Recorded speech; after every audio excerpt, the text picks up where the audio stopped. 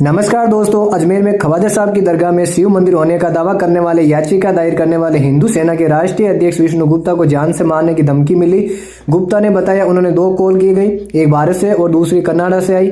Canada से I call में उन्हें धमकी दी गई कि आपने अजमेर दरगाह को केस फाइल कर बहुत बड़ी गलती कर दी, अब आपकी गर्दन काट दी जाएगी, सिर कलम कर दिया जाएगा। उन्होंने दिल्ली पुलिस से इसकी शिकायत की है। विष्णु गुप्ता ने कहा कि मैं ऐसी धमकियों से डरने वाला नहीं हूं, हम सिर्फ अपना हक मांग रहे हैं, हमने किसी भी भावनाओं को आहत नहीं किया, न ही किसी की भावनाओं को आहत करना चाहते। अजमेर दरगाह में शिव मंदिर है और कानूनी लड़ाई से उसको वापस लेंगे।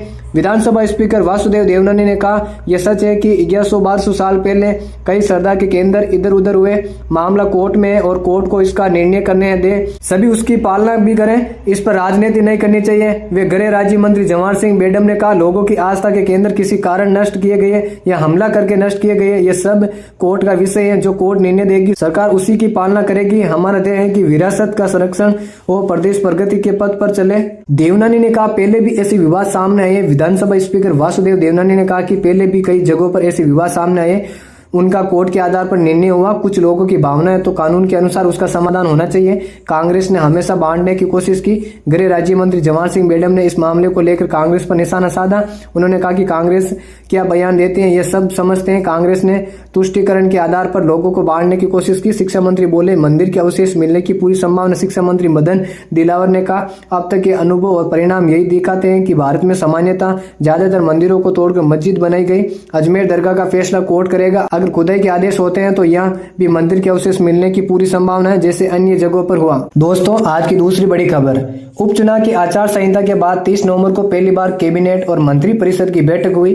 कैबिनेट की बैठक में धर्मांतरण विरोधी बिल को मंजूरी दी गई। बजट सत्र में ये बिल लाया जाएगा। जबरन धर्मांतरण पर 10 साल तक की जेल होगी। वहीं खुद की मर्जी से धर्म परिवर्तन करने पर 60 दिन पहले कलेक्टर को सूचना देनी होगी। इसके साथ ही आरएसी कांस्टेबल भर्ती के नियमों में बदलाव किया गया। भरतपुर और बीकानेर में विकास प्राधिकरण 9 नीतियों को भी मंजूरी दी गई। कैबिनेट ने लैंड कन्वर्जन रूल्स 2007 में संशोधन को मंजूरी दी है। बैठक के बाद संसदीय कार्य मंत्री जोगाराम पटेल ने कहा कि राजस्थान में धर्मांतरण के खिलाफ कड़े प्रावधान करने के लिए भजनलाल सरकार बिल लेकर आ रही है। विधानसभा में इसे पेश किया जाएगा। इसमें किसी को लालच देकर और डरा धमकाकर धर्म परिवर्तन करवाने पर 10 साल तक की सजा का प्रावधान किया। उन्होंने कहा कि किसी व्यक्ति का परिवार या अन्य लोगों से बिना जानकारी प्रशासन को बिना सूचना दिए धर्म परिवर्तन करवाता है तो उसे हम धर्म परिवर्तन मानते हैं। उसके लिए आज हम ये कानून लेकर आए हैं। कोई पहली बार नाजायज धर्म परिवर्तन करवाता है तो 1 से 5 साल की सजा का प्रावधान रखा गया है। कोई नाबालिग या SC/ST के व्यक्ति का जबरन धर्म परिवर्तन करवाता है तो 3 से 10 साल की सजा। अगर कोई समूह में धर्म परिवर्तन करवाता है या बार बार धर्म परिवर्तन करवाता है तो उसमें सजा के कड़े प्रावधान रखे गए हैं। खुद की मर्जी से धर्म परिवर्तन कराता है तो 60 दिन पहले कलेक्टर को सूचना देकर धर्म परिवर्तन कर सकता है, लेकिन ये प्रक्रिया अपनाना जरूरी होगा। जोगाराम पटेल ने कहा कि इस बिल में लव जिहाद के खिलाफ भी प्रावधान है। कोई लव जिहाद करता है तो उसे भी रोकने का इसमें कानूनी प्रावधान है। लव जिहाद को परिभाषित किया। अगर कोई धर्म बदलवाने के लिए लव जिहाद के मकसद से शादी करता है तो लव जिहाद माना जाएगा, इसके प्रावधान किए हैं।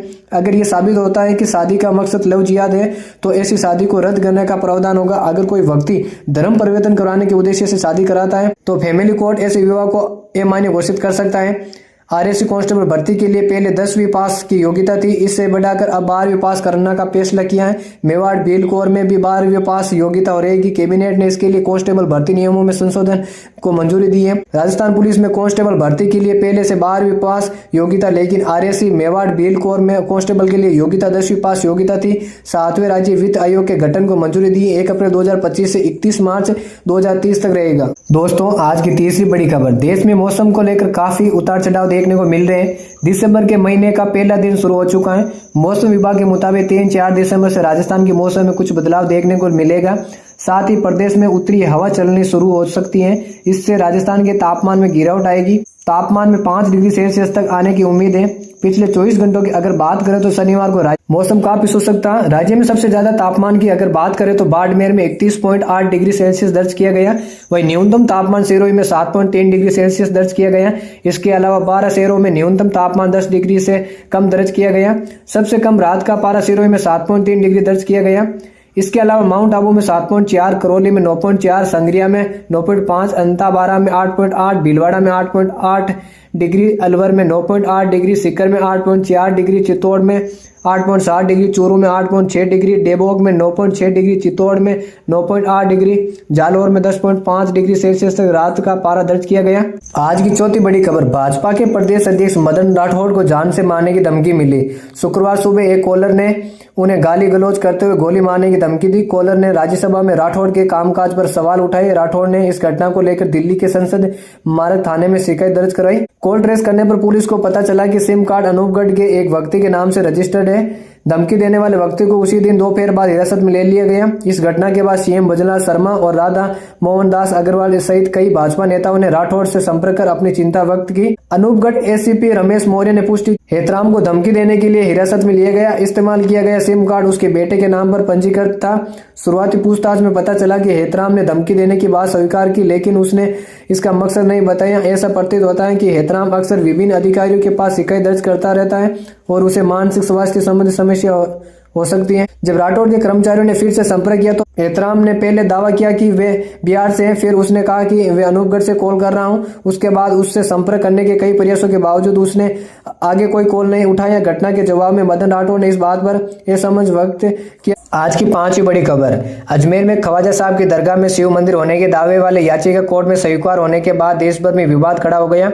इस फैसले के बाद से भाजपा, कांग्रेस नेता ने समेत अन्य पार्टियों के नेता अपने अलग अलग बयान दे रहे हैं। इसी बीच शुक्रवार को पहली बार दरगाह दीवान जैनुल आबदीन ने कहा कि दरगाह का इतिहास 800 साल पुराना है।